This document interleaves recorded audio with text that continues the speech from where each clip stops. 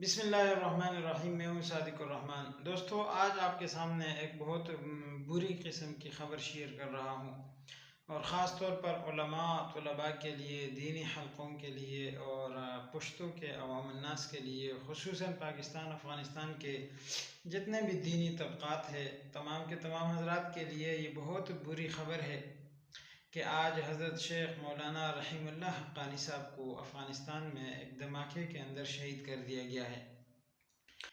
हज़रत शेख रहीमुल्लाह हक़्क़ानी साहब की सीरत के हवाले से आप हज़रात के सामने चंद गुज़ारिशात करूँगा, क्योंकि वो एक बहुत बड़ी इल्मी शख्सियत, बहुत बड़े शख्सियत थी, तो इसलिए उनकी शख्सियत में इस कदर वसअत भी बहुत ज़्यादा है। तो आपके सामने उनकी सीरत के चंद पहलू ज़िक्र करूँगा। सबसे पहले पहलू तो ये है कि हज़रत शेख रहीमुल्लाह हक़्क़ानी साहब का ताल्लुक़ अफ़ग़ानिस्तान से था और जब वहाँ अफ़ग़ानिस्तान में 2001 के अंदर तालिबान की हुक्मरानी ख़त्म हुई तो उसके बाद से शेख रहीमुल्लाह हक़्क़ानी साहब पाकिस्तान आ गए और यहाँ फिर वो दीनी हक़ों के साथ वाबस्ता हो गए, तालीम ताल्लुम के साथ वाबस्ता हो गए और उन्होंने फिर अपनी सारी ज़िंदगी दर्स व तदरीस के अंदर गुजारी, तालीम ताल्लुम के अंदर गुजारी। आपको अगर इल्म हो तो हज़रत शेख रहीमुल्लाह हक़्क़ानी साहब के ऊपर पहला हमला ये 2013 के अंदर किया गया, जिसमें वो बाल बाल बच गए। अल्लाह रब्बुल इज़्ज़त ने उनकी हिफाजत फरमाई थी। फिर उसके बाद अमरीकी मिलिट्री ने उन्हें क़ैद व बंद की सूरतों में डाला और वो बगराम जेल के अंदर क़ैद में भी रहे। फिर अल्लाह रब्बुल इज़्ज़त ने अपने फ़ज़ल व करम से उन्हें रिहाई भी दी। फिर अगर आपको याद हो तो आज से 2 साल पहले हज़रत शेख रहीमुल्लाह हक़्क़ानी साहब के ऊपर जामिया ज़ुबैरिया पेशावर के अंदर भी एक बम धमाका किया गया और वहाँ भी अल्लाह रब्बुल इज़्ज़त ने उनकी हिफाजत फरमाई। अगरचे वो काफ़ी ज़ख्मी हुए थे, लेकिन अल्लाह ने उनकी हिफाजत फरमाई थी। उनके जो तलबा थे, तालिब इल्म थे, तो बहुत सारे तलबा उसमें शहीद हो गए थे और उनकी मस्जिद को बहुत ज़्यादा नुकसान पहुँचा था इसकी वजह से। और उसके बाद आज ये हमला हुआ। अब आप सोच रहे होंगे कि इन हमलों के मुहर्रिकात क्या है। तो दरअसल हज़रत शेख रहीमुल्लाह हक़्क़ानी साहब का ताल्लुक़ एक इल्मी घराने से था और हज़रत शेख रहीमुल्लाह हक़्क़ानी साहब अपने अंदर बहुत ज़्यादा इल्मी तबहुर रखा करते थे और वो उलमा के अंदर मशहूर व मारूफ़ थे इल्मी तबहुर में, इल्मी वसअत में, और दलील के मैदान में उनका कोई सानी नहीं था।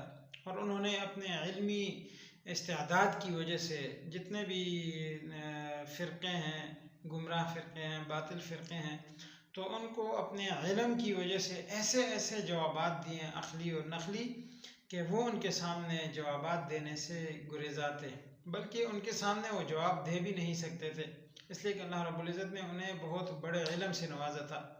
उनका ताल्लुक़ पश्तो ज़बान से था और वो पश्तो ज़बान में तालीम व ताल्लुम रखा करते थे, इसलिए शायद उर्दू वालों को उनके बारे में इतने ज़्यादा इल्म ना हो।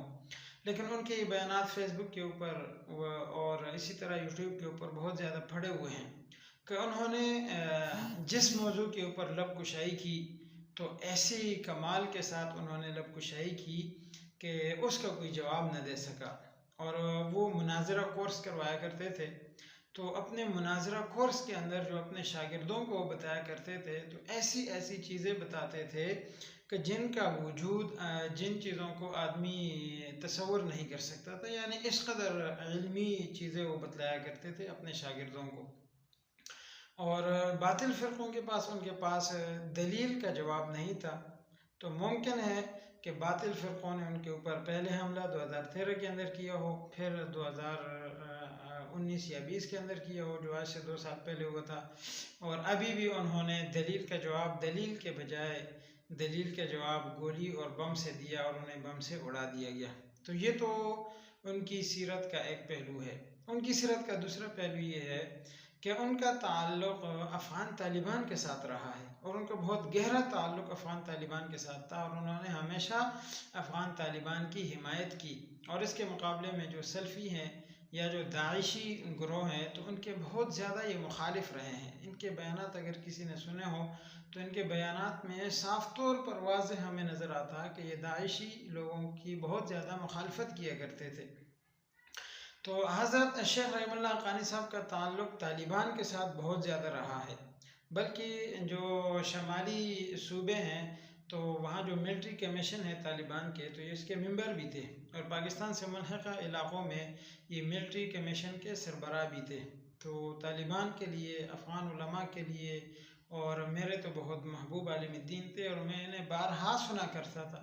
आज मुझे जब उनकी रहलत का ये इल्म हुआ तो अब दोस्तों आपको क्या बताऊं कि मेरे दिल पे क्या गुजर रही है, और दुख की वजह से आपके सामने कोई और बातें नहीं कर सकता। दिल बहुत ज़्यादा दुखी है और शदीद गम में मुब्तला हूँ। इसलिए आपसे गुजारिश है कि आप हज़रत शेख रहमतुल्लाह हक़ानी साहब की मग़फ़िरत के लिए दुआ फ़रमाएँ। अल्लाह रब्बुल इज़्ज़त उनके नेक अमाल को कबूल फ़रमाएँ, उनकी शहादत को कबूल फ़रमाएँ और उनकी वसातत से, उनके ज़रिए से अल्लाह रब्बुल इज़्ज़त हमारे ऊपर भी रहम फ़रमाएँ।